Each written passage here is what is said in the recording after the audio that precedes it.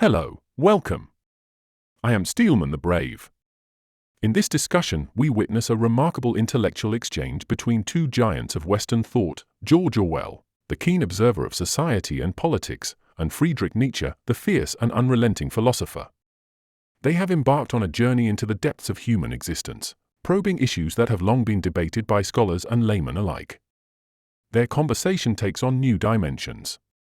The key themes emerging from this philosophical discourse are individualism, materialism, and the nature of morality.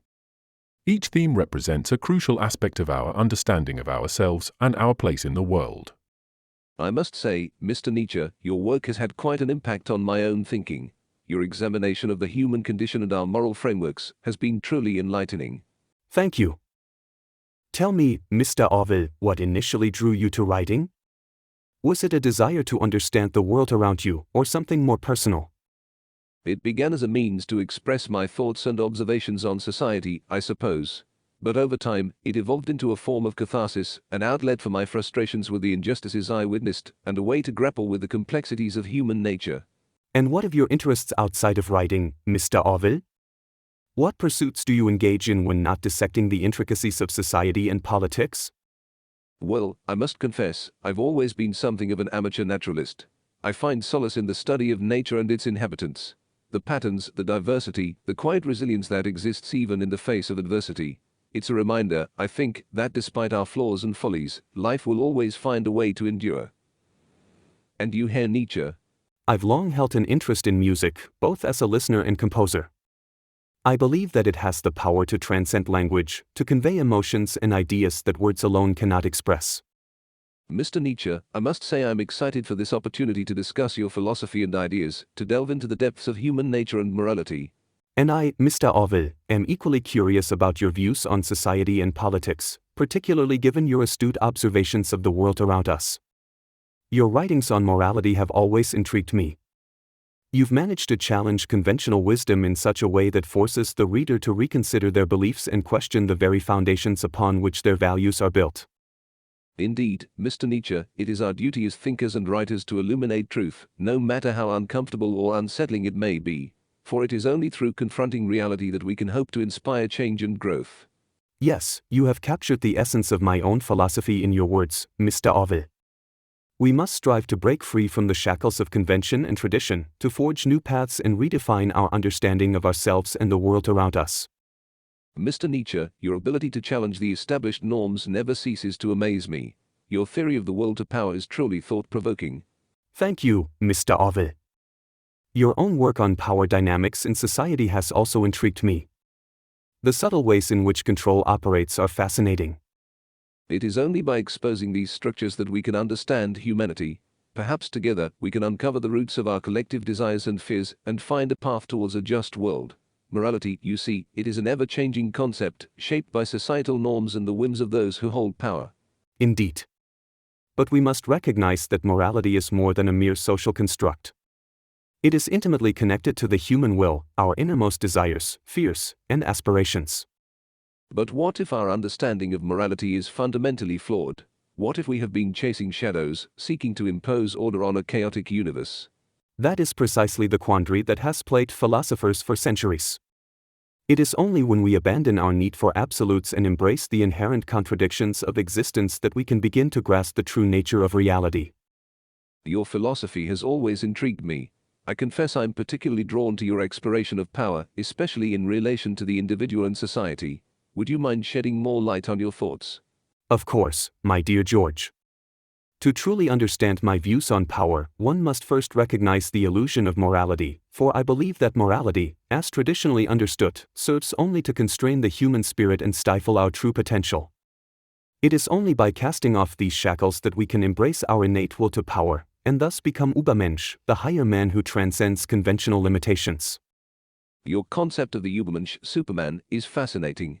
Yet, I am compelled to ask, in a world where individuals are encouraged to embrace their will to power, how do we guard against the potential for tyranny and oppression? A poignant inquiry indeed. But I would argue that it is not the pursuit of power itself that leads to tyranny. But it is the distortion and corruption of power, when wielded by those who have not yet transcended the constraints of moral dogma, that gives rise to such dangers. The true Übermensch, in striving for self-mastery and self-overcoming, will inherently resist the temptation to impose his will upon others through coercion or violence. Your inquiries about my work are quite stimulating, George. I must admit, I too am intrigued by your own ideas. Your writings dissect the intricacies of society and politics with great precision. Tell me, what is it that drives you to explore these themes? Much like yourself, Herr Nietzsche, I am driven by an insatiable desire to understand the human condition. I believe that the complexities of our social systems and political institutions reveal much about who we are as individuals and as a species. By examining these structures, we can begin to uncover the mechanisms through which power is accrued, maintained, and abused. Ultimately, my hope is that by shedding light on these processes, we can help to pave the way for a more just and equitable society. Ah yes, the eternal struggle between power and justice. It seems we both share a fascination with this most fundamental aspect of human existence. Your analysis of society and politics is truly fascinating, George. I admire your courage in challenging the status quo and exposing the workings of power. Thank you, Mr. Nietzsche. I've been meaning to ask you about your own works, particularly Human, All Too Human and Beyond Good and Evil. I'm intrigued by the themes present in these books, and would be most interested to hear your thoughts on them. Ah, those works. In Human, All Too Human, I sought to examine the nature of humanity, probing beyond the superficial layers of morality and convention that often shroud our understanding of ourselves. I endeavored to expose the raw essence of what it means to be human, our desires, our fears, our strengths, and our weaknesses. As for Beyond Good and Evil, it is a work that challenges the very foundations of morality, the concept of good and evil as absolutes, as universal truths. I propose, instead, that these notions are constructs, shaped by culture, history, and individual perspectives. Also, I believe that individuals must strive to break free from the confines of societal norms and expectations. It is only through such liberation that one can truly discover one's own path, their own purpose. Your ideas are certainly intriguing, but how do you suggest we go about breaking free from these constraints? What specific steps can individuals take to transcend the boundaries of conventional morality? It begins with a ruthless self-examination, a willingness to confront one's own assumptions and beliefs. We must question everything, not just the values imposed upon us by society, but also those we hold dear within ourselves. Only then can we begin the process of overcoming our limitations. Interesting. And what of the role of art and literature in this process of self-discovery? Do you see them as mere reflections of the existing societal order, or can they serve as catalysts for change and enlightenment? Ah, a most pertinent query. Indeed, I view art and literature as powerful tools for revealing truths that may otherwise remain hidden. They have the capacity to challenge prevailing norms, to subvert established hierarchies, and to awaken the dormant potential within each individual. However, the artist must beware of the temptation to become a mere mouthpiece for the status quo.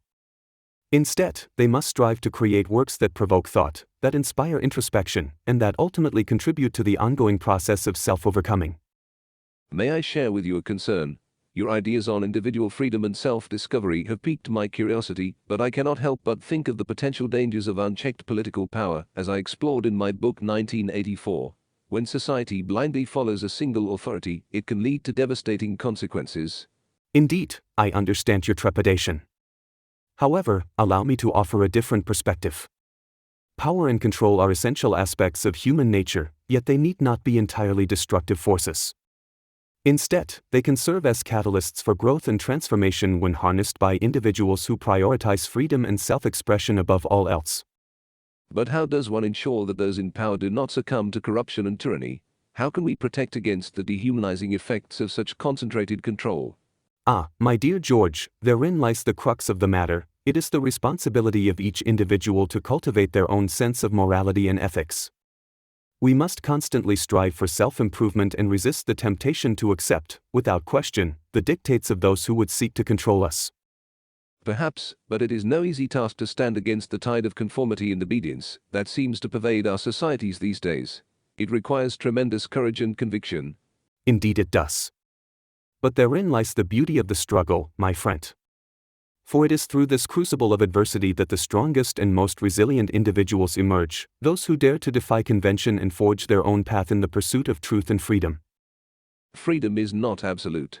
There will always be constraints, be it societal expectations or the inescapable structures of power. How can individuals effectively resist the forces of control? Where do they find the courage and conviction to go against the grain? Through self-experimentation and exploration. By delving into our own inner depths, we can gain insight into our motivations and desires, allowing us to make more informed decisions regarding our individual paths. At the same time, it is also essential that we challenge ourselves to adopt a critical stance towards society's conventional values and beliefs. We must strive to discover what truly fulfills us, what brings us closer to realizing our full potential. Only then can we hope to achieve true freedom. And this pursuit of freedom, how does one know when they have achieved it? Therein lies the beauty of it, one never truly knows. Freedom is a process, not a destination. One could be infinitely progressing toward higher levels of understanding and autonomy but never quite reaching them. The journey itself is what matters most, the exploration, contemplation, and ultimately the embrace of one's unique identity as an individual human being in this ever-changing world. I cannot dispute the nobility of such a pursuit, but my concerns lie in the imbalance of power that often arises, the manipulation and coercion wielded by those who seek to control others. It is the eternal dance between master and slave, ruler and subject. But I believe this struggle can serve as a catalyst for growth and self-discovery. It forces us to confront the darkest parts of ourselves, to question our own values and beliefs. Your perspective is both enlightening and challenging. I am grateful for this exchange, Friedrich, and I hope we may continue our discussion. Indeed, our dialogue has only just begun, my friend. There is still much to explore and debate, for the pursuit of truth knows no end. George, you have written extensively about the dangers of totalitarianism, but I am curious, do you believe there exists an ideal form of governance that could lead humanity toward a more enlightened existence? An intriguing question. I believe that no system can be perfect, as they are all ultimately subject to human flaws. However, I do think that the pursuit of a just and equitable society is an essential endeavor. An ideal system would seek to empower its citizens, promoting individual autonomy, while also ensuring equitable distribution of resources. It should encourage diversity and pluralism, creating space for differing opinions and ideas to be shared and discussed. I believe there must be a focus on mutual understanding between the ruling classes and the people. Empathy is essential for progress. Leaders need to be able to see the world through the eyes of their constituents, if they hope to create meaningful reform. Similarly, it is important that citizens are aware of the power dynamics at play and actively strive to create positive change within their society. Ultimately, all stakeholders must recognize their responsibility in electing just leaders and building equitable structures that can protect freedom and justice for all. And how do you propose we achieve such a society, given the inherent nature of power to corrupt those who wield it? Perhaps the key lies in cultivating a collective sense of empathy and understanding. If we can foster an environment where individuals are encouraged to consider the needs and perspectives of others, then perhaps we may inch closer toward a more compassionate and equitable society. So, you propose that the cultivation of empathy could serve as a check against the abuses of power. Fascinating.